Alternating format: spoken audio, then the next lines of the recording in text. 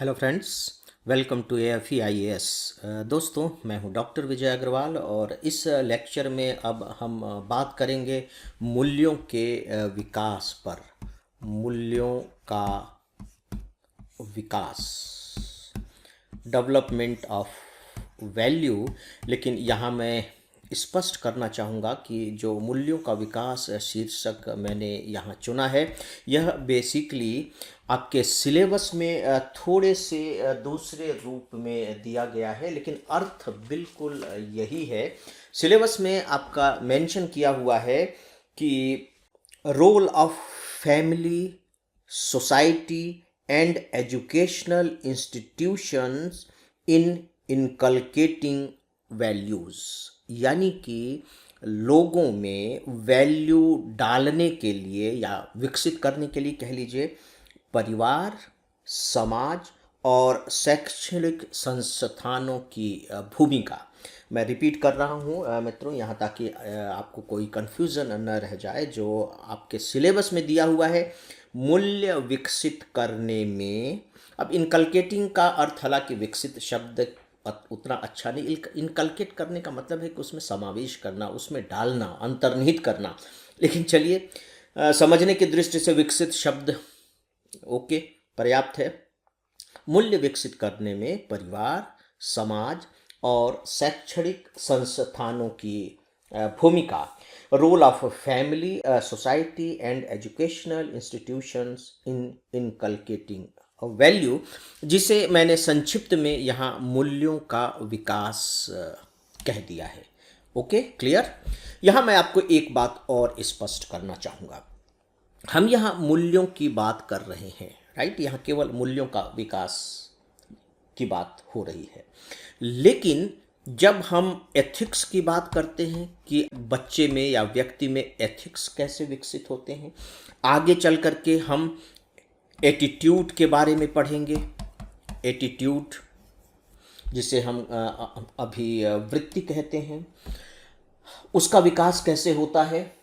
तो आप पाएंगे कि कहीं ना कहीं एथिक्स और एटीट्यूड, यानी कि नैतिकता और अभिवृत्ति, इनके विकास में भी लगभग लगभग उन्हीं का योगदान होता है जो मूल्यों के विकास के लिए है।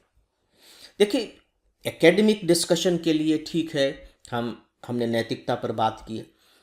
अब हमारा मूल्यों पर बात लगभग लगभग समाप्ति की ओर है। फिर हम अभिवृत्ति पर बात करेंगे, फिर हम अभिरुचि के बारे में बात करेंगे, इन सब के बारे में बात करेंगे। हाँ, जो अभिरुचि है, जिसे हम एप्टीट्यूड कहते हैं, वो डेफिनेटली थोड़ा सा जन्मजात ज़्यादा होता है, आनुवंशिकी ज़्यादा है। चलिए, जब हम उस पर आएंगे तो बात करेंगे। अदरवाइज इन सब में कोई बहुत ज़्यादा फर्क नहीं है। एटीट्यूड में कहीं ना कहीं मूल्य शामिल होते हैं, एथिक्स मूल्यों पर ही आधारित होते हैं, और सच पूछे यहाँ तक कि जो एटीट्यूड है वे भी मूल्यों पर ही आधारित होते हैं। जिसका जैसा जीवन मूल्य होगा, उसी तरह से उसका एटीट्यूड भी होगा। तो आप पाएंगे कि ये कहीं ना कहीं, सच पूछे तो एक ही प्रजाति के शब्द हैं, एक ही प्रजाति है।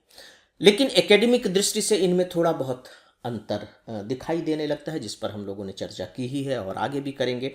तो जो मैं कहना चाह रहा हूँ वो मात्र इतना कि अगर हम मूल्यों का विकास के बारे में यहाँ बात कर रहे हैं, तो यदि एथिक्स के विकास के बारे में, इनकलकेटिंग के बारे में पूछ लिया जाता है, तब आप इसी को लेकर चलें। और अगर एटीट्यूड के बारे में पूछा जाता है, तब भी आप इसको लेकर के चलें। हाँ, ये जरूर है कि एटीट्यूड में कुछ और चीज़ें भी जुड़ जाती हैं। तो उसके बारे में जब हम एटीट्यूड पर बात करेंगे तो थोड़ी सी चर्चा करेंगे। यानी कि चूंकि ये तीनों शब्द ऑलमोस्ट एक ही प्रजाति के हैं, तो ऐसी स्थिति में इनका जो विकास भी होगा वो लगभग लगभग एक ही जैसा होगा। इसको लेकर के फ्रेंड्स, दो अलग अलग धारणाएं देखिए हैं। अगर हम प्राचीन धारणा को लेकर के चलें, जो धर्म पर आधारित है, जो विश्वास पर आधारित है, जो आस्थाओं पर आधारित है, वे खासकर जन्म को सबसे महत्वपूर्ण मानते हैं कि व्यक्ति को जन्म से ही ये सारी चीज़ें मिल जाती हैं। और जब वो जन्म की बात करते हैं, तो फिर से इसमें आपको दो चीज़ दिखाई देगा। पहला तो हो जाता है, जो बहुत ही ईश्वरवादी हैं, वो ईश्वर ने इसे ऐसा ही बनाकर भेजा है ना, ये पूर्व जन्म के रिफ्लेक्शंस हैं। पूर्व जन्म में इसने अगर कुछ बहुत अच्छे कर्म किए थे तो इसको बहुत अच्छा परिवार मिल गया, इसको बहुत अच्छे संस्कार मिल गए। संस्कार के बारे में भी ये कहा जाता है ना कि ये जन्म से प्राप्त होते हैं। तो संस्कार में भी कहीं ना कहीं हमारे वो मूल्य, एटीट्यूड, एथिक्स शामिल होते हैं। क्योंकि संस्कार सिलेबस में आपके अलग से नहीं है तो मैंने उसकी अलग से चर्चा नहीं की है, लेकिन संस्कार हमारे अवचेतन मन में बहुत गहरे रूप में समाया रहता है और वो हमारे बिहेवियर में, हमारे जीवन मूल्यों में रिफ्लेक्ट होता है। उसको हम ईश्वरीय देन मान लेते हैं, जो पूर्व जन्म से जोड़ करके हम देखते हैं। तो एक वर्ग ये भी है जो ईश्वर से जोड़ करके देखता है। दूसरा यह है कि जब हम जन्म की बात करते हैं तो यहाँ जन्म का मतलब ये नहीं कि आनुवंशिकी ही है। नो डाउट कि हेरिडिटी में उसके कोई कुछ चीज़ें मिल गई हैं। जैसे सामान्यतः आप देखेंगे कि एक डॉक्टर का बेटा डॉक्टर ही बनना पसंद करता है, तो इसका कारण ये है कि वो अपने एनवायरनमेंट देख रहा है। लेकिन कुछ लोग इसके अपोजिट भी हो जाते हैं कि अपने पिता को देखते हैं कि भैया ये तो रात दिन परेशान रहते हैं, मरीजों के साथ ही लगे रहते हैं अपने जीवन के लिए, तो इनके पास वक्त ही नहीं है, तो मैं तो डॉक्टर नहीं बनूंगा। ऐसा भी होता है, हालांकि ये एप्टीट्यूड के अंतर्गत आता है। तो दूसरा यह है कि चूंकि जन्म के साथ ही आपको कुछ चीजें प्राप्त हो जाती हैं। जन्म के साथ ही, जन्म के साथ ही क्या प्राप्त हो जाएगा? आपको पेरेंट्स मिल जाएंगे जिसे आप परिवार कह सकते हैं। तो परिवार का तो बहुत बड़ा रोल है ही है, जो आप इसमें पढ़ेंगे, अभी आप सुनेंगे ही, इसका रोल हो जाता है। फिर परिवार से ही फिर आपके समाज का भी निर्धारण हो जाता है। आप जिस तरह के परिवार में जन्म लेते हैं उसी तरह के समाज में आपका उठना बैठना होता है, क्योंकि माता पिता हमारे या परिवार के दूसरे सदस्य जिस समाज में उठेंगे बैठेंगे, तो जब हम बच्चे हैं तो हमें भी वहाँ लेकर के जाएंगे। और फिर हमारी परिवार की स्थिति ही कहीं ना कहीं हमारी शैक्षणिक संस्थाओं का भी निर्धारण करता है। यानी कि जैसे अगर परिवार की आर्थिक स्थिति बहुत अच्छी है तो बहुत अच्छे शैक्षणिक संस्थाओं में, उच्च दृष्टि जो बहुत प्रसिद्ध शैक्षणिक संस्थान है वहाँ हमें भेजेंगे। अगर परिवार की आर्थिक स्थिति बहुत ही खराब है तो बहुत ही सामान्य से में भेजेंगे, तो और उसका असर फिर व्यक्ति की अभिरुचि पर पड़ता ही है। तो इस आधार पर भी लोग कहते हैं कि जन्म का महत्वपूर्ण स्थान है। ये एक स्थिति है। अब इसमें आप देखिए कि जो ईश्वर प्रदत्त सारी चीज़ों को मान लेते हैं ये उतना वैज्ञानिक नहीं है। ठीक है, एक आध्यात्मिक पक्ष है इसका, एक धार्मिक पक्ष है जिसे हम बिलीफ कह सकते हैं, विश्वास कह सकते हैं, आस्था कह सकते हैं। लेकिन अगर हम आनुवंशिक की हेरिडिटी वाले अंश को हटा दें, क्योंकि उसका एक वैज्ञानिक आधार है आनुवंशिकी का, तो अदरवाइज कोई उस तरीके के आधार नहीं दिखाई देते। और इस पर बहुत से रिसर्च भी हो गए हैं कि बहुत से सामान्य परिवारों के जो बच्चे हैं जो इस तरीके से ईश्वरीय दृष्टि से प्रूफ नहीं हो पाते, आगे चल कर के बहुत अच्छे निकलते हैं, बहुत अच्छी उन्होंने उपलब्धियां हासिल की हैं, उनके जीवन मूल्य महान रहे हैं। ऐसा नहीं है कि परिवार सारी चीज़ों को डिटरमाइन कर देता है या जन्म से ही सारी चीज़ें निर्धारित हो जाती हैं, तो वहाँ ईश्वरीय सिद्धांत उतना सही नहीं ठहरता। जो वैज्ञानिक सिद्धांत है वो डेफिनेटली ये है जिस पर बाकायदे मनोवैज्ञानिक रिसर्च हुए हैं, बाकायदे समाजशास्त्रीय रिसर्च हुए हैं। और सच पूछिए तो हम भी जो आम लोग हैं अपने बारे में सोचें कि मेरे अंदर ये गुण कहाँ से आया, मैं इस तरीके से क्यों सोचता हूँ, मेरा ये दोस्त क्यों बना, मुझे ये वैल्यूज़ कहाँ से मिले, नैतिकता के ये मापदंड मैंने कहाँ कहाँ से लिए। तो हम बड़े आराम से अपना ही विश्लेषण करके निष्कर्ष निकाल सकते हैं कि ये तो मुझे परिवार से मिले हैं, ये मुझे समाज से मिले और समाज के इस परिवार से मिले या इस व्यक्ति से मिले। फिर शैक्षणिक संस्थाओं में किन स्कूलों में मैं पढ़ा, किन कॉलेजेस में गया, किस तरह की यूनिवर्सिटीज़ में गया, तो बट नेचुरल है कि वहाँ की यूनिवर्सिटी कॉलेजेस ने जो मुझे वैल्यूज़ दिए वो वैल्यूज़ मेरे जीवन में समा जाते हैं और फिर आगे चल कर के मैं उनका उपयोग भी करता हूँ, उसी तरह का जीवन जीता हूँ। तो जब हम खुद पर ही इनका परीक्षण करते हैं तो हमें बड़े आराम से ये चीज़ें हमारी पकड़ में आ जाती हैं। तो इसीलिए ये जो सिद्धांत है ये आज के समय में सर्वमान्य सिद्धांत है, क्योंकि ये ज़्यादा लॉजिकल है, ज़्यादा कन्विंसिंग है और सत्य का अनुभव भी कराता है। मतलब इसका हम अनुभव कर सकते हैं, ऐसा नहीं है कि हम केवल किताबों से पढ़ने के बाद ही इस पर विश्वास करें। तो मित्रों, ये इसकी थोड़ी सी भूमिका थी, राइट। आइए अब हम देखते हैं कि जो वैल्यूज़ हैं, चूँकि हम वैल्यूज़ के विकास की बात कर रहे हैं तो यहाँ जो शब्द हम इस्तेमाल करेंगे वो वैल्यूज़ ही करेंगे।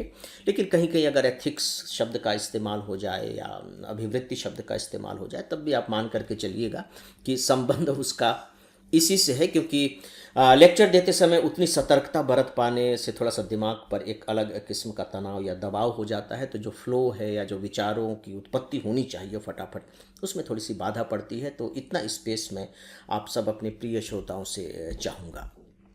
फ्रेंड्स, देखिए कि जो वैल्यू है, शुरुआत कहाँ से होती है? एक बच्चे के जीवन की जो शुरुआत होती है वो बट नेचुरल है कि उसके परिवार से होती है।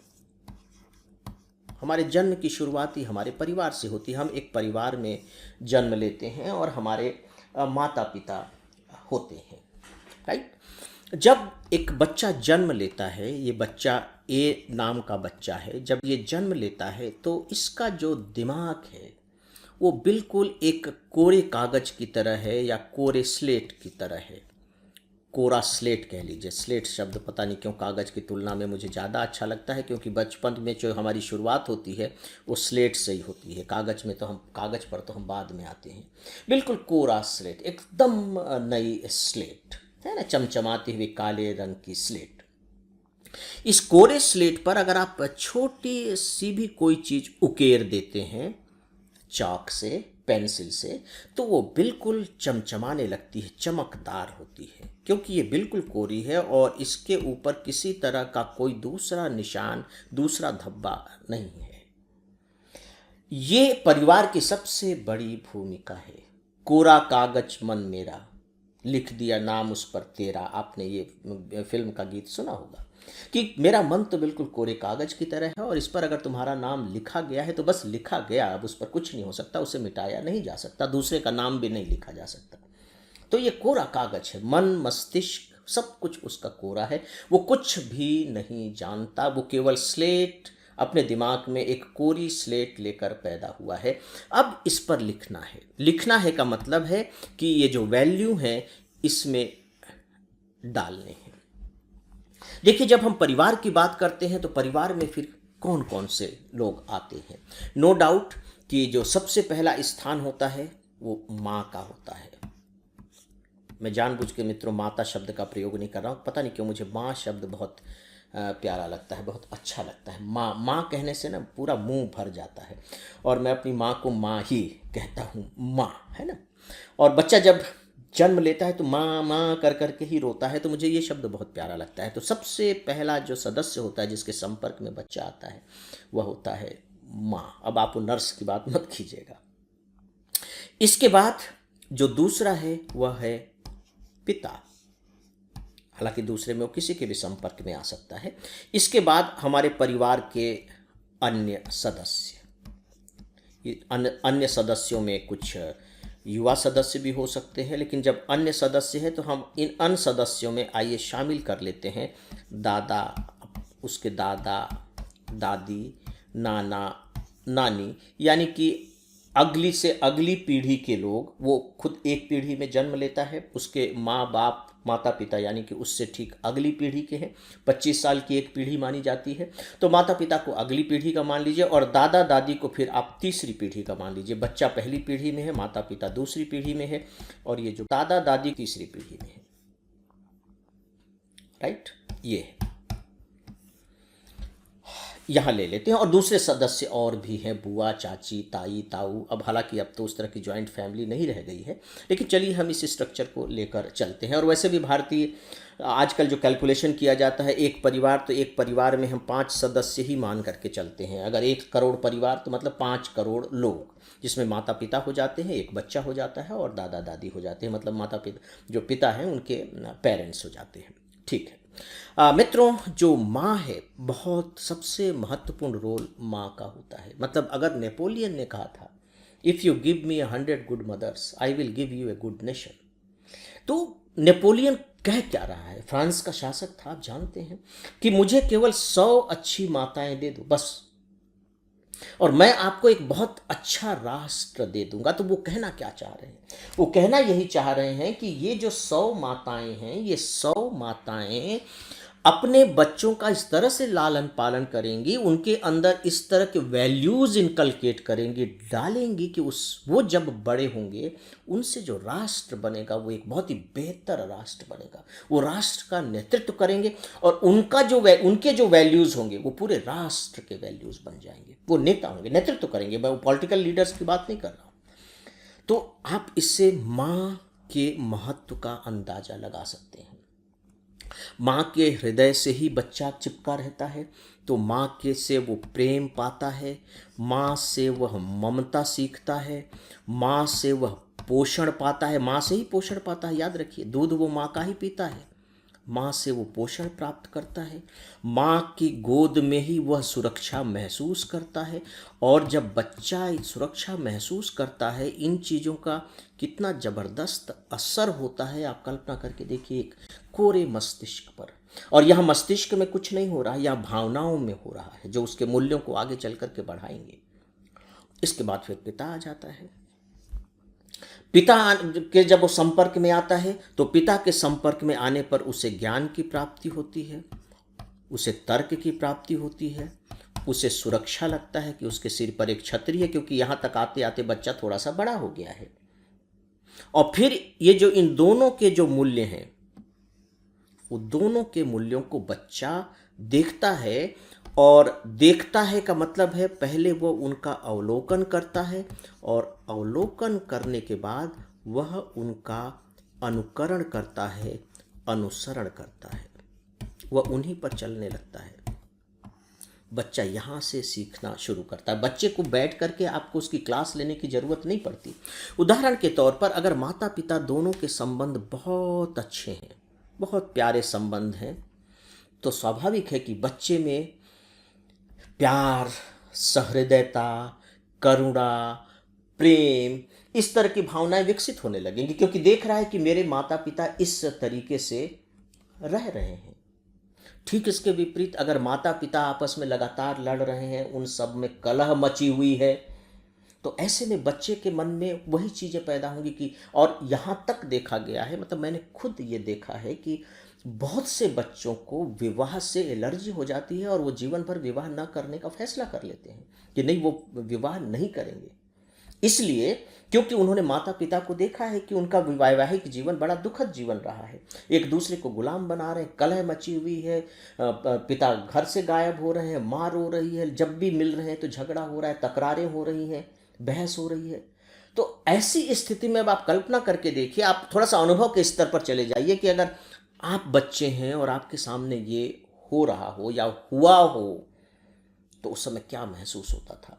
तो बट नेचुरल है कि बच्चे का भी जो स्वभाव होगा, जो एथिक्स होंगे, वो किस तरीके के होंगे, झगड़ालू किस्म के होंगे, वो चिड़चिड़ा हो जाएगा, उसमें आत्मसम्मान की भावना कम हो जाएगी, आत्मविश्वास की भावना भी नहीं आएगी। जबकि इसके विपरीत स्थिति में उसमें आत्मविश्वास की भावना पैदा होगी, उसमें हार्दिकता ज़्यादा आएगी। दूसरी स्थिति में उसमें विद्वेष, ईर्ष्या, इस तरह का भाव, इस तरह के मूल्य ज़्यादा पैदा होंगे, और वो विवाह से उसको बिल्कुल एक तरीके से उसको एलर्जी सी होने लगेगी।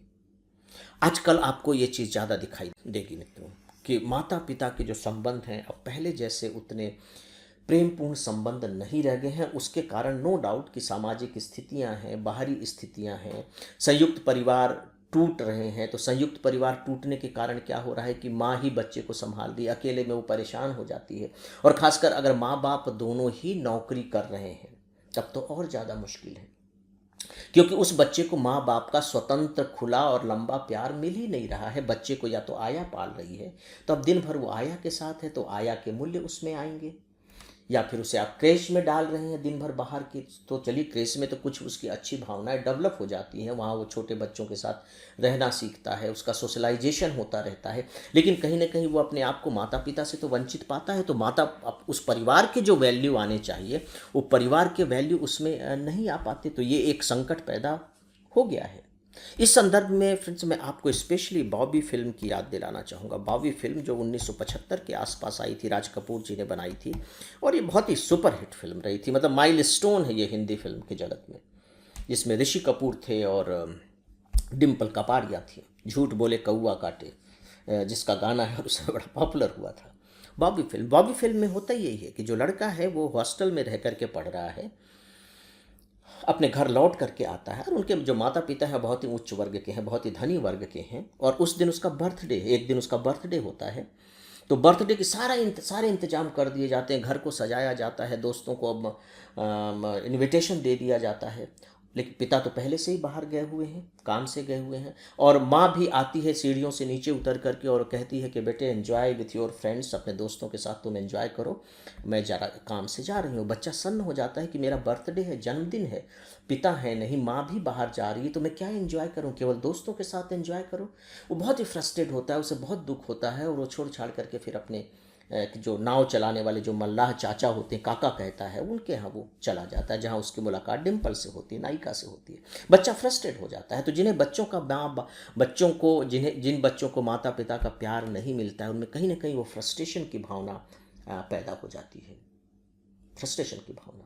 और फिर जो संयुक्त परिवार होते हैं, संयुक्त परिवार में फिर दादा दादी अपने बच्चे, अपने पोतों से आप कह लीजिए, या नाना नानी अपने नाती नातिनों से बहुत प्यार करते हैं। हाँ, एक हमारी दादी अक्सर कहा करती थी कि मूल से ब्याज प्यारा, वो अक्सर उदाहरण देती थी। यानी कि मूलधन आपने किसी को 1,000 रुपये उधार दिए हैं, उसके बदले में वो 100 रुपये आपको ब्याज के देता है। तो उन्होंने कहा था कि ये जो ब्याज है ना, ये ज़्यादा प्रिय लगता है, मूलधन तो बना ही हुआ है, ब्याज ज़्यादा कमाई की चीज़ लगता है। यानी कि अब बेटों से अधिक प्यारे बेटों के बेटे होते हैं, पोते नाती पोते पोती नाती नतनी ज़्यादा प्रिय होते हैं। तो जो दादा दादी हैं वो तीसरी पीढ़ी के हैं, उनमें सहनशीलता ज़्यादा है, उनमें उनके पास वक्त भी ज़्यादा है, उनके पास जीवन के इतने लंबे अनुभव हैं, तो बच्चों के साथ वक्त गुजारने को तैयार रहते हैं, और इन्हें भी मज़ा आता है। तो खूब कहानी किस्से सुनाएंगे, खूब उनके साथ खेलेंगे, उनकी भाषा में बात करेंगे, उनके फालतू के प्रश्नों के उत्तर देंगे। तो इससे बच्चे के अंदर एक अलग ही तरह का एटीट्यूड डेवलप होता है, अलग तरह के वैल्यूज़ डेवलप होते हैं। अनफॉर्चुनेट पार्ट ये है फ्रेंड्स कि अब संयुक्त परिवारों के टूटने से हमारा ये सिस्टम भी, या ये स्तंभ भी धीरे धीरे ढह रहा है। तो देखिए, जो कहानियाँ सुनाई जाती थी, क्या कहानियाँ सुनाई जाएंगी, पंचतंत्र की कहानियाँ सुनाएंगे, हितोपदेश की कहानियाँ सुनाएंगे, अच्छी अच्छी कहानियाँ सुनाएंगे, रामायण महाभारत। और हम लोगों ने तो ये कहानियाँ बहुत सुनी है, और मित्रों मैं आइडेंटिफाई कर सकता हूँ कि मेरे अंदर जो मूल्य आए हैं वो किस तरीके से उन कहानियों से आए हैं, और आपके अंदर भी बहुत से मूल्य आए होंगे, कहानियों से मूल्य डेवलप हुए हैं। दोहे, नीतिपरक दोहे सुनाएंगे, रामायण की चौपाइयाँ सुनाएंगे, बच्चों को रटवाएंगे, तो कहीं न कहीं हमारे मूल्यों के हिस्से बन जाते हैं, और उनसे हमारे मूल्य विकसित होते हैं। अब इसमें बहुत सारी चीज़ें होती हैं फ्रेंड्स, हर तरह की चीज़ें होती हैं। अगर माता पिता बच्चों पर बहुत ज़्यादा नियंत्रण रखते हैं, बहुत ज़्यादा कमांड रखते हैं, तो बट नेचुरल है कि उनमें वो बहुत ज़्यादा थोड़े से दब्बू किस्म के हो जाएंगे, उनमें आत्मविश्वास की कमी भी हो जाएगी, क्योंकि लगातार उनको टोका टाकी किया जा रहा है। लेकिन अगर बच्चों को फ्री छोड़ा जा रहा है, बस थोड़ा सा ध्यान दीजिए कि ये गलत रास्ते पर न चले, तो फिर उनमें आत्मविश्वास बहुत आएगा, वो थोड़े से डैशिंग पर्सनालिटी के होंगे, उनकी जो जो मूल्य बनेंगे वो ज़्यादा व्यापक होंगे, ज़्यादा उदार किस्म के होंगे। और अगर मान लीजिए कि अब तो हम छोटे परिवार में आ गए हैं, यानी कि माता पिता के 1-2 बच्चे ही होते हैं, अधिक से अधिक 3 बच्चे होते हैं। पहले तो माता पिता के बहुत बच्चे होते थे। जब बहुत बच्चे होते हैं तो उसका नतीजा क्या होता है कि बच्चों पर माता पिता ज़्यादा ध्यान नहीं दे पाते थे, तो उन बच्चों में एक अलग किस्म का फ्रस्ट्रेशन डेवलप होता था, क्योंकि उन माता पिता का स्नेह नहीं मिलता था। लेकिन उसकी जो भरपाई थी वो फिर दादा दादी या परिवार के जो दूसरे सदस्य हैं वो सब कर लेते थे। अगर आप रविन्द्रनाथ टैगोर जी की जीवनी में पढ़ेंगे तो पाएंगे कि रविन्द्रनाथ टैगोर जी, कई भाई बहन थे, तो रविन्द्रनाथ टैगोर बताते हैं कि मैं क्या करूं, मैं बड़ा अपने को उपेक्षित महसूस करता था और चुपचाप एक कमरे में चला जाता था और वहाँ अकेले बैठा रहता था उदास। तो नौकर चाकर जो होते थे उनके साथ खेलना रहना और वही उनका पालन पोषण करते थे। हालांकि उन्होंने कहा कि इस एकांतता का मेरे जीवन पर बहुत ही सकारात्मक प्रभाव पड़ा और मैं कवि बन गया, मैं आर्टिस्ट कलाकार बन गया। तो उसके सकारात्मक और नकारात्मक दोनों ही पक्ष होते हैं। लेकिन कुल मिलाकर के यह तो दोस्तों कि जो परिवार है वो बहुत ज़्यादा मायने रखता है, बहुत ज़्यादा मायने रखता है, क्योंकि वो कोरी स्लेट में लिखने का काम करता है। तो मेरी समझ से इसके अलग अलग रूपों को लेकर के मैंने कुछ बातें आपको बताने की कोशिश की है। और कितनी बातें इस पर की जा सकती हैं। बेहतर होगा कि आप अपने अनुभव के आधार पर और इसमें ऐड कर लीजिए कि आप में जो मूल्य विकसित हुए हैं, जो आपका एटीट्यूड बना है, जो आपकी नैतिकताएं बनी हुई हैं, उसमें से कौन कौन सी चीज़ें आपको परिवार से प्राप्त हुई हैं। तो ये सूची लंबी होती चली जाएगी और जब क्वेश्चन आएंगे, कभी कभी पूछ लिया जाता है इस टॉपिक से प्रश्न, तो आप बड़े आराम से इसका उत्तर दे लेंगे क्योंकि ये बहुत ही व्यावहारिक किस्म का है। मैं तो आपसे केवल इसकी एक इस रूप में चर्चा कर रहा हूँ कि आपको तथ्य पता लग जाए कि किस तरीके से इस पर पूछे गए प्रश्नों को आपको हैंडल करना है। राइट फ्रेंड्स, तो आइए अब हम परिवार के बाद अब दूसरे रूप पर आते हैं और यह है दोस्तों समाज। देखिए, वैसे आप कह सकते हैं कि परिवार के बाद हम शैक्षणिक संस्थाओं में जाते हैं, लेकिन उसे जानबूझ करके मैंने तीसरे स्थान पर रखा है और आपके सिलेबस में भी वो तीसरे स्थान पर है। उसका स्वाभाविक ही है क्योंकि बच्चा जैसे ही थोड़ा सा बड़ा होता है वो समाज से इंटरेक्शन करने लगता है। जैसे ही वो माता पिता की उंगली पकड़ करके और खुद पैरों पर चलने लगा है तो पता लगा पड़ोसियों के यहाँ जा रहा है, दोस्तों के साथ खेल रहा है, दोस्तों के यहाँ जा रहा है, रिश्तेदारों के यहाँ जा रहा है, शादी ब्याह में जा रहा है और इस प्रकार से समाज के साथ उसका इंटरेक्शन शुरू हो जाता है। तो ये दूसरी सीढ़ी है या दूसरी पाठशाला है उसकी। परिवार पहली पाठशाला हो गई, समाज दूसरी पाठशाला हो गई। समाज शास्त्र में एक शब्द आता है, वो आता है दोस्तों सोशलाइजेशन। सोशलाइजेशन, जिसका हिंदी में आपको अनुवाद मिलेगा सामाजिकरण। सामाजिकरण सामाजिकरण का मतलब है कि व्यक्ति समाज में पैदा होता है लेकिन उसका सामाजिकरण होना अभी बाकी है। परिवार में पैदा हुआ यानी कि समाज का हिस्सा हो गया, लेकिन सामाजिकरण का मतलब है कि वह उस समाज के मूल्य, परंपराएं, व्यवहार, एथिक्स, इन सब को अभी नहीं समझ रहा है, उसको नहीं मालूम है। उसे समझना है, उसे मालूम होना चाहिए, तभी उसका सामाजिकरण होगा, तभी वो समाज का हिस्सा बन पाएगा। या यूं कह लीजिए कि वह इस लायक बन पाएगा कि वो समाज के साथ व्यवहार कर सके, इंटरेक्शन कर सके। अदरवाइज वो कैसे समाज में मिक्सअप होगा? समाज उसे फिर स्वीकार भी कैसे करेगा? समाज में वो कैसे सहयोग देगा या समाज का सहयोग कैसे लेगा? समाज भी उसे कैसे सहयोग करेगा? तो उसके लिए बहुत जरूरी है कि उसका सोशलाइजेशन हो, यानी कि समाज के जो मूल्य हैं उन मूल्यों को समझे। तो सीधी सी बात है कि जिस तरह का समाज होगा फ्रेंड्स, उसी तरह के उसके मूल्य भी विकसित होंगे और इसको समझना बिल्कुल भी मुश्किल काम नहीं है। चलिए मैं आपको एक बहुत ही सिंपल सा आपको उदाहरण देता हूँ। आप समाज के अलग अलग रूपों पर आ जाइए। आप अपने दिमाग में सोचिए कि ये समाज है। चलिए हम एक ग्रामीण समाज ले लेते हैं, एक गांव का बच्चा है, ठीक है। हम फिर दूसरा समाज ले लेते हैं, चलिए शहर का बच्चा जो कस्बा है, बहुत बड़ा शहर नहीं है। और तीसरा चलिए हम ले लेते हैं मेट्रो, बहुत बड़ा शहर है, यहाँ का समाज है। अब हम शहर की बात कर रहे हैं और यहाँ की एक समाज है। अब इन तीनों को आप याद करने की कोशिश कीजिए कि यहाँ के किस फ्रेंड को आप जानते हैं, किस बच्चे को, लड़के को आप जानते हैं, आप डेफिनेटली जानते होंगे, या किस बड़े व्यक्ति को आप जानते हैं, उम्र में बड़े मतलब जानते हैं, जो गांव से आता है, आपसे मिलता है, या जब आप गांव में जाते हैं तो या फिर भी कस्बे टाइप का जो 10, 15, 20 लाख की आबादी वाले जो शहर है उसमें जाते हैं, और फिर आप मेट्रो में जाते हैं, वहाँ के व्यक्ति से मिलते हैं या वहाँ के बच्चे से मिलते हैं। अब आप देखिए कि इनके जो वैल्यूज़ हैं वो आपको बिल्कुल डिफरेंट दिखाई देंगे। जो ग्रामीण का जो बच्चा होगा, व्यक्ति होगा, उसमें आपको रूढ़िवादिता थोड़ी सी ज़्यादा मिलेगी, परंपराएं बहुत ज़्यादा मिलेंगी, अपेक्षाकृत रूढ़िवादी विचारों का होगा। बाल विवाह का समर्थन करेगा, जाति व्यवस्था का समर्थन करेगा, ये मूल्य है ना। नहीं, नीची जाति के लोग नीची जाति के होते हैं, उच्च जाति के लोग उच्च जाति के होते, इस तरह की बात ये करेगा। जो शहर का होगा वो इसकी तुलना में थोड़ा सा उदार होगा, ऐसा नहीं कि वो एकदम उदार हो जाएगा।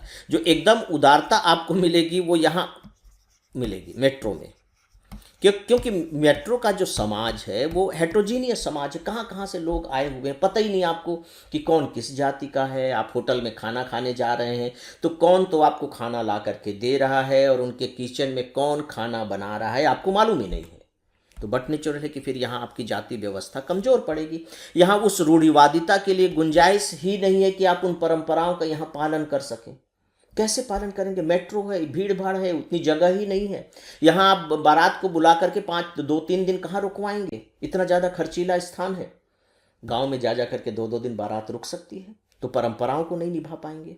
तो ये जो होगा रूढ़िवादिता के मामले में, जाति व्यवस्था के मामले में, धर्म के मामले में, ये मध्यम श्रेणी का होगा। थोड़ा उदार और थोड़ा रूढ़िवादी, लेकिन ये जो है आपको अधिक उदार मिलेगा और ये अधिक रूढ़िवादी मिलेगा।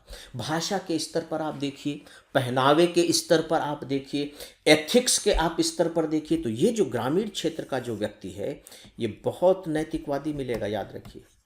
अब वो नैतिकता क्या है, अब ये अलग बात है, लेकिन वो उनसे बहुत बंधा हुआ होगा। नहीं नहीं, इससे ज़्यादा कुछ नहीं, क्योंकि आप गांव के लोगों के आपस में भी उसी तरह से रिश्ते बंध जाते हैं। मतलब वो कोई जन्मजात रिश्ते नहीं होते हैं, लेकिन आपस में लोग जोड़ लेते हैं। यहाँ थोड़ा सा कम मिलेगा, थोड़ा सा कम नैतिकवादी होगा। इसकी जो नैतिकताएं हैं, नैतिकताएं होंगी, लेकिन वो अलग किस्म की नैतिकताएं होंगी। इसकी जो नैतिकताएं होंगी वो आधुनिक नैतिकताएं होंगी। ये समानता पर ज़्यादा विश्वास करेगा, ये आपके स्वतंत्रता पर ज़्यादा विश्वास करेगा, यह एक प्रकार से ज़्यादा सेक्युलर होगा, जबकि ये उतना सेक्युलर नहीं होगा। ये उसकी तुलना में थोड़ा सा अधिक सेकुलर होगा।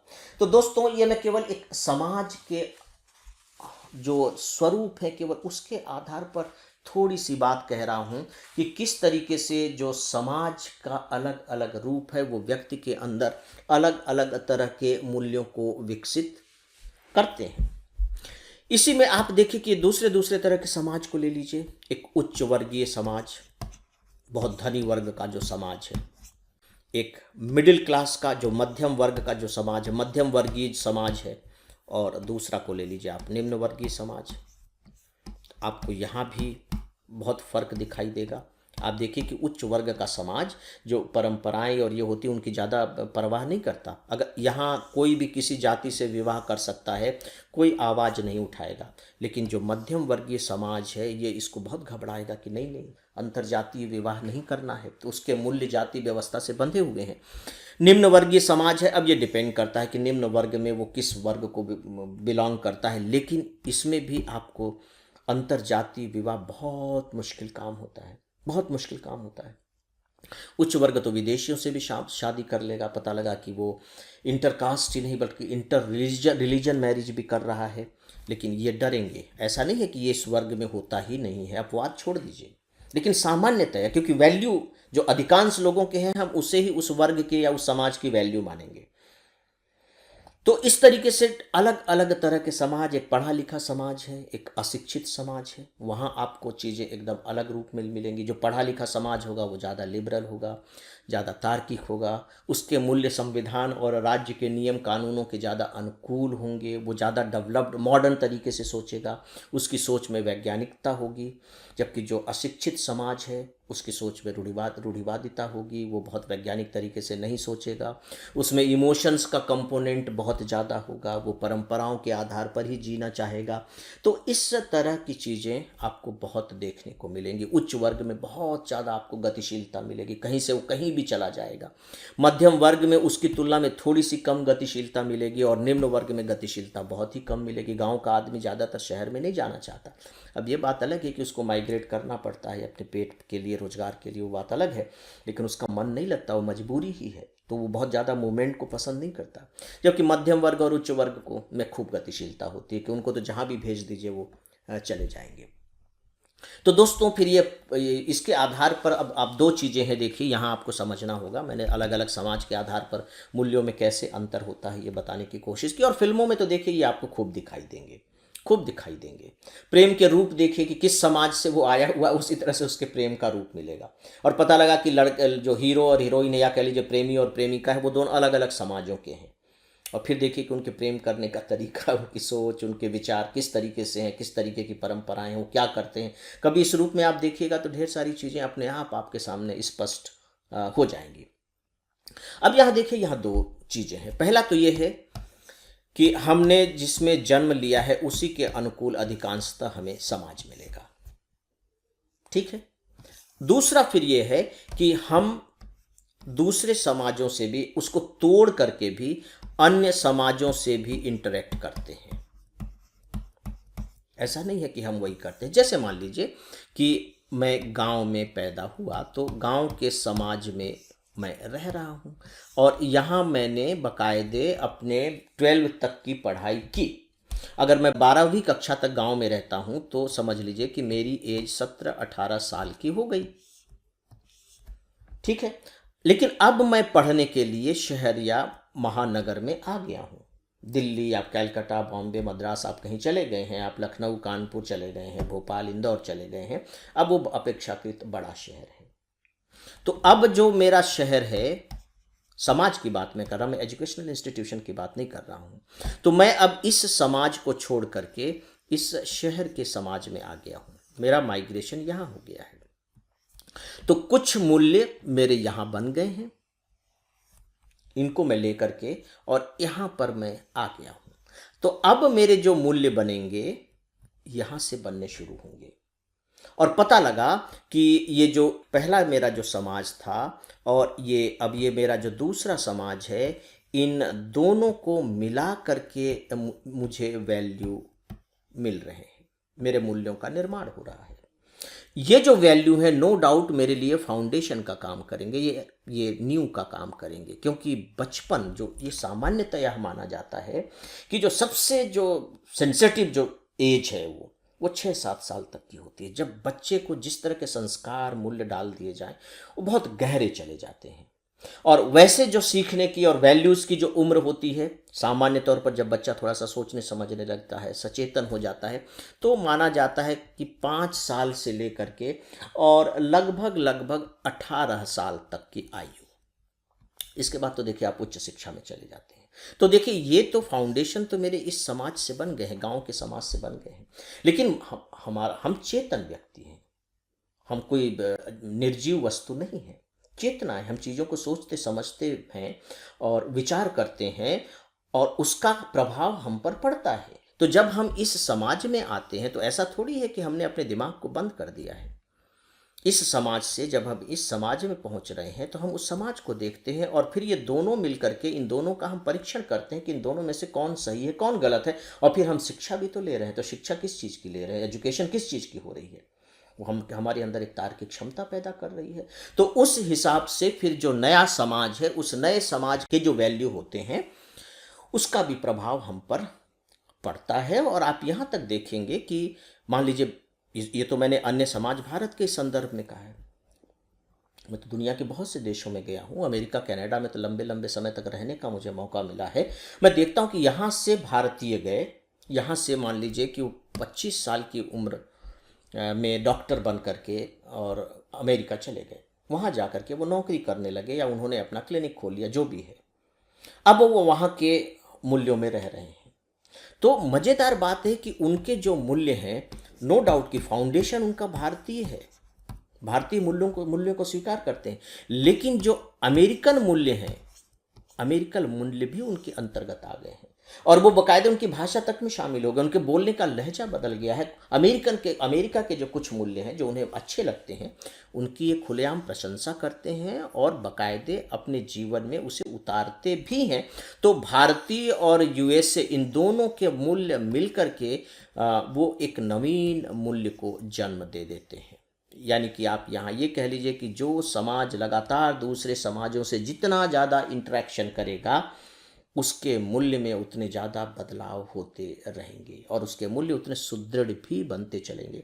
जब हम भारतीय संस्कृति की महानता की बात करते हैं, इसके सनातनता की बात करते हैं, इसकी पाचन शक्ति की बात करते हैं, वो उसका अर्थ क्या होता है? उसका अर्थ यही है कि भारतीय संस्कृति में प्राचीन काल से अब तक लगातार दूसरी दूसरी संस्कृतियों के लोग आते रहे। जब मैं कह रहा हूं कि दूसरी संस्कृतियों के लोग आते रहे, इसका मतलब यह दूसरे समाज के लोग आते रहे, दूसरे धर्म के लोग, दूसरे समाज के लोग, दूसरे वातावरण के लोग। जियोग्राफिकल सिचुएशन उनकी बिल्कुल डिफरेंट है, उनकी मान्यताएं बिल्कुल अलग हैं, उनका नेतृत्व शास्त्र बिल्कुल अलग अलग है, एंथ्रोपोलॉजिकली वो बिल्कुल डिफरेंट है, नस्ल की दृष्टि से अलग है। भारत में आ रहे हैं, यहाँ रह रहे हैं, भारतीय समाज के मूल्य उनके मूल्यों के साथ इंटरेक्शन कर रहा है और भारतीय समाज के जो मूल्य हैं उन्हें पचा करके एक नए मूल्य का निर्माण कर रहे हैं, जिसे हम भारतीय मूल्य कहते हैं।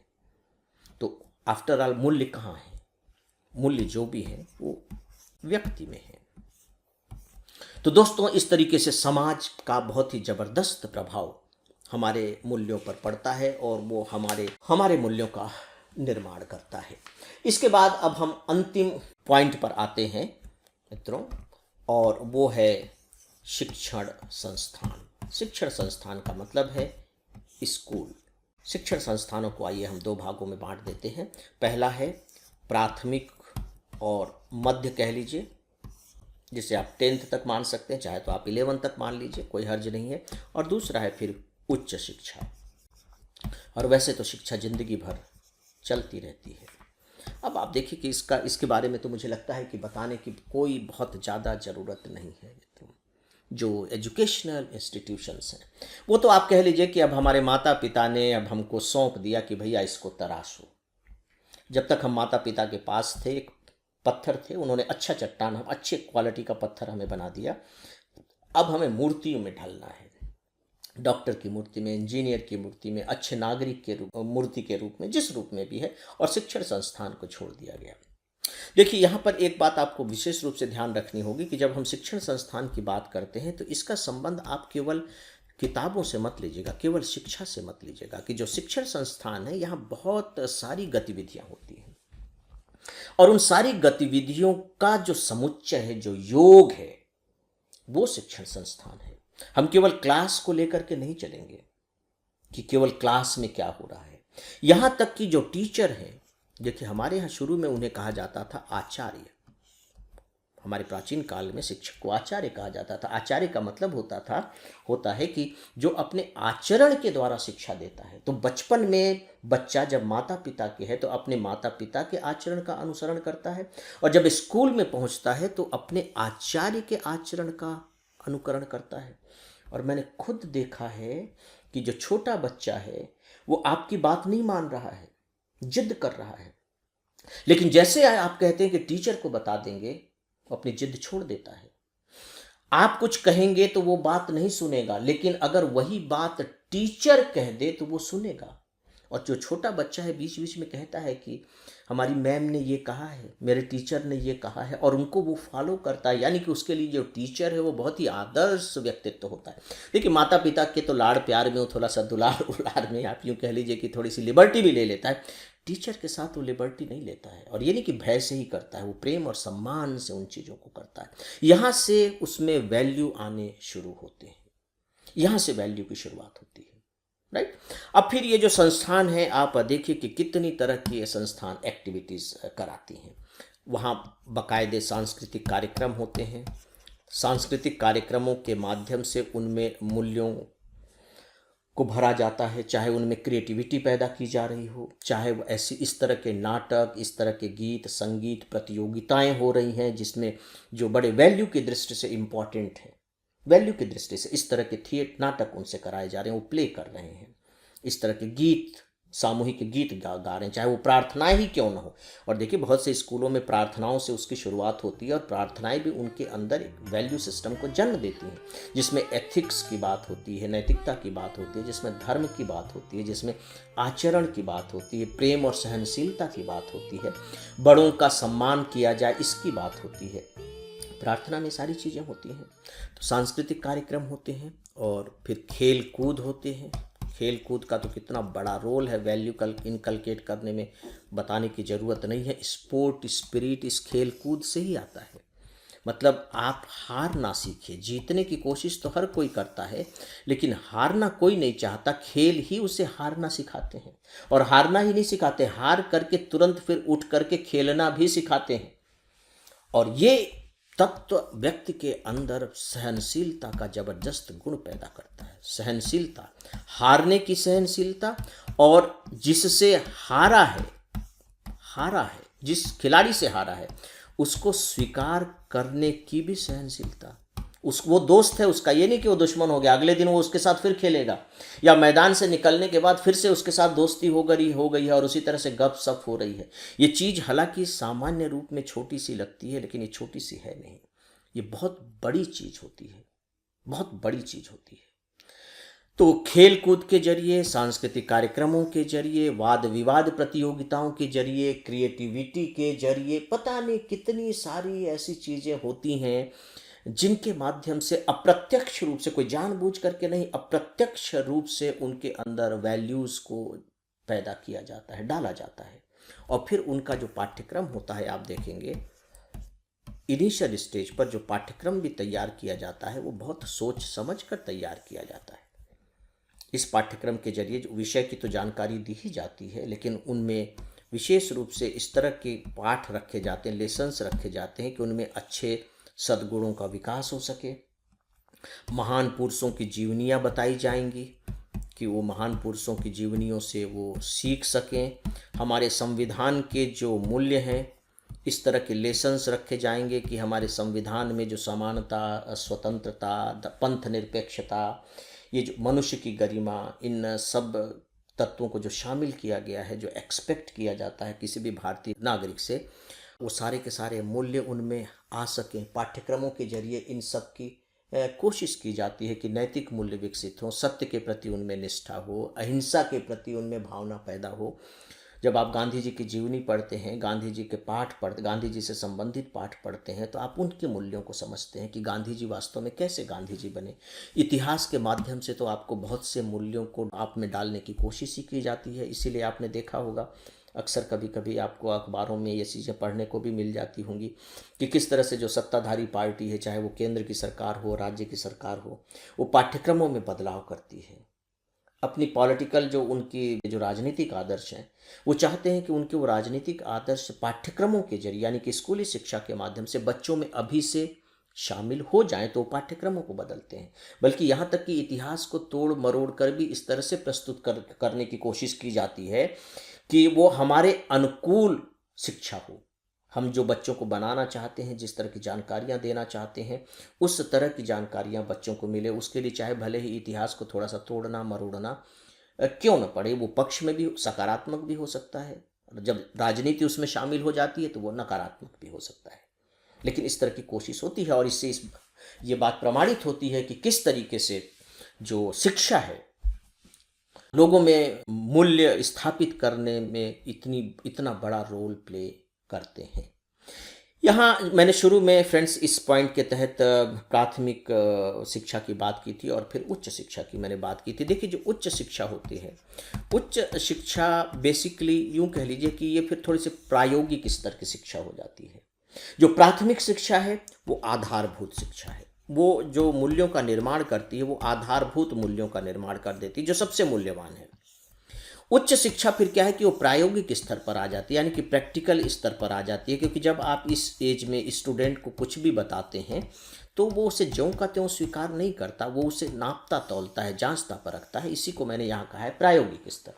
वो प्रैक्टिकलिटी उसकी देखता है, उसको समझने की कोशिश करता है और फिर उसे स्वीकार करता है।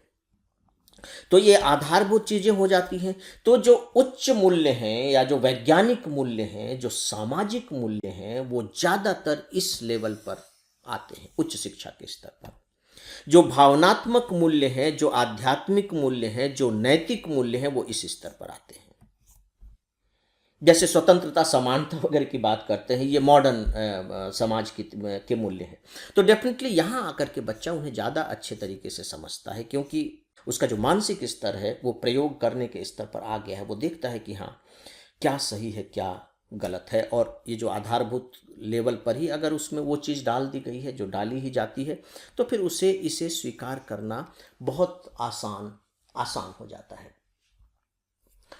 तो इसमें आपने ये भी देखा होगा अक्सर कि जो व्यक्तित्व का विकास होता है, आधारभूत तो यहाँ हो गया, लेकिन उसकी जो पर्सनालिटी जो इमर्ज होती है सही मायने में, वो यहाँ से तेजी के साथ बदलाव शुरू होते हैं। चाहे वो विकास होना हो उसी दिशा में जिस दिशा से वो चलता आ रहा है, या फिर उसमें परिवर्तन की जरूरत हो, यहाँ उच्च शिक्षा के स्तर पर वो जाकर ज़्यादा होता है। फिर आप उच्च शिक्षा में आप पाएंगे कि संस्थानों का बड़ा रोल होता है। आप उच्च शिक्षा जिस तरह की शिक्षा देती है, किस तरह से स्टूडेंट की मानसिकता उसी आधार पर बनती चली जाती है। मतलब बहुत से स्टूडेंट तो थ्रू आउट लाइफ फिर अपने इंस्टीट्यूशन के आधार पर पहचाने जाते हैं कि अच्छा, तुम जवाहरलाल नेहरू यूनिवर्सिटी के हो। जवाहरलाल यूनिवर्सिटी के हो का इसका मतलब ये हुआ कि मार्क्सवाद को तुम बहुत अच्छे से जानते होगे और कहीं ना कहीं तुम्हारे अंदर मार्क्सवादी विचारों का प्रभाव होगा, और ये सच है कि होता भी है। तो ये जेएनयू का स्टूडेंट है। जवाहरलाल नेहरू यूनिवर्सिटी को उस तरह से जेएनयू कहा जाता है। ये डीयू का स्टूडेंट है, दिल्ली यूनिवर्सिटी का स्टूडेंट है, ये सेंट स्टीफेंस कॉलेज का है। तो इस तरह से नाम लेते हैं ना, ये Shri Ram college of commerce का है। तो उस संस्था की जो इमेज है, वो इमेज कहीं ना कहीं स्टूडेंट की इमेज के साथ जुड़ जाती है, और लोग जानते हैं कि उस संस्थान में इस तरीके की शिक्षा दी जाती है। और अगर स्टूडेंट की पर्सनालिटी को आप उसके संदर्भ में जज कर रहे हैं, तो सीधी सी बात है कि आप इस बात को स्वीकार कर रहे हैं कि उस संस्थान में जो एजुकेशन प्रोवाइड की गई है, उसका प्रभाव उस स्टूडेंट के मूल्यों पर पड़ा है। सीधी सी बात है। तो मित्रों, मैं नहीं समझता कि अब इसमें और ज़्यादा बताने के लिए कुछ रह गया है। छात्रों से आप मिलते हैं, इंटरेक्शन होता है, अलग अलग राज्यों से अलग अलग सांस्कृतिक बैकग्राउंड के स्टूडेंट हायर एजुकेशन में आते हैं, उनसे मिलते हैं, बहुत कुछ आप उनसे सीखते हैं, उनकी संस्कृति को समझते हैं, वो आपसे बहुत कुछ सीखते हैं। अलग अलग क्षेत्रों के टीचर हैं, अलग अलग सब्जेक्ट के टीचर्स को आप सुन रहे हैं। तो ये मतलब एक तरीके का एक ऐसा मंच होता है, बहुविध मंच होता है, जो हमारी पर्सनालिटी को बहुत ज़्यादा डायमेंशन वाला बना देता है, हमारी सोच को बहुत दुरुस्त कर देता है, और जो मूल्य हमें ज़्यादा स्वीकार्य मालूम पड़ते हैं, वो फिर हमारे जीवन के मूल्यों में शामिल हो जाते हैं। मित्रों, ये सामान्यतया 3 संस्थाओं के बारे में मैंने बात की है: परिवार, समाज और शैक्षणिक संस्थान। देखिए, अब इसके अतिरिक्त और भी जो दूसरे जो संस्थान हैं, दूसरे तरह के जो प्रभाव होते हैं, उनके बारे में बताना मैं ज़रूरी नहीं समझता हूँ। जैसे मीडिया है, मीडिया का अपना प्रभाव पड़ता है, चाहे वो टेलीविज़न हो, चाहे वो सोशल मीडिया हो। इन सब के बारे में आप बहुत अच्छे से जानते हैं कि उनका प्रभाव किस तरीके का होता है। सकारात्मक भी होता है, नकारात्मक भी होता है। आपके ऊपर है कि आप उसका प्रयोग कैसे कर रहे हैं। जो रिलीजन इंस्टीट्यूशंस हैं, उनके भी प्रभाव हमारे मूल्यों पर पड़ते हैं। हमारी जो अर्थव्यवस्था से संबंधित संस्थाएं हैं, उनका प्रभाव पड़ता है। जो हमारे पॉलिटिकल सिस्टम है, उसका प्रभाव पड़ता है कि अगर आप एक डेमोक्रेटिक पॉलिटिकल सिस्टम में रह रहे हैं, तो आप थोड़े से ज़्यादा उदार किस्म के होंगे। अगर आप किसी सैन्य राजनीतिक व्यवस्था में हैं, तो बट नेचुरल है कि फिर थोड़ा सा आप कट्टर किस्म के होंगे। तो इस तरह के छोटे छोटे प्रभाव बहुत ज़्यादा पड़ते हैं, मतलब छोटे छोटे प्रभाव भी पड़ते रहते हैं। यानी कि जो हमारे मूल्य विकसित होते हैं, सच पूछिए तो वो किसी एक तक ही सीमित नहीं होते, उस पर बहुत सी चीज़ों का प्रभाव होता है। छोटी छोटी चीज़ों का भी प्रभाव होता है। कोई घटना घटित हो गई, वो घटना भी हमारे मूल्यों को प्रभावित कर देती है। तो हरि अनंत हरि कथा अनंता जैसा मामला है। तो उन छोटी छोटी बातों की मैं चर्चा नहीं कर रहा हूँ, लेकिन जो 3 सबसे महत्वपूर्ण स्तंभ हैं, वो यही हैं: परिवार, समाज और शैक्षणिक संस्थान। और ये मान करके चलिए कि चाहे वो एथिक्स हो, चाहे वो वैल्यू हो, चाहे वो एटीट्यूड हो, इनमें परिवर्तन होते रहते हैं। भले ही वो थोड़े से ही परिवर्तन क्यों ना हो, लेकिन जो आधारभूत चीज़ें हैं, वो इस स्टेज तक, जब तक हम अपने एजुकेशनल इंस्टीट्यूशंस के हिस्से होते हैं, तब तक वो जो आधारभूत मूल्य हैं, वो जड़ जमा चुके होते हैं। आगे परिवर्तन की संभावनाएं शेष रहती हैं, इससे इनकार नहीं किया जा सकता। तो दोस्तों, मैं समझता हूँ कि इस सरल से टॉपिक के लिए मैंने आप सबका काफ़ी वक्त लिया है, लेकिन मुझे विश्वास है कि इसमें आपको मज़ा आया होगा, क्योंकि इस पूरे के पूरे लेक्चर में आप हर जगह अपने आप को देख सकते हैं, आप अपने आप को आइडेंटिफाई कर सकते हैं। तो बेहतर होगा कि मैं अब इसे यहीं समाप्त करूँ। नमस्कार।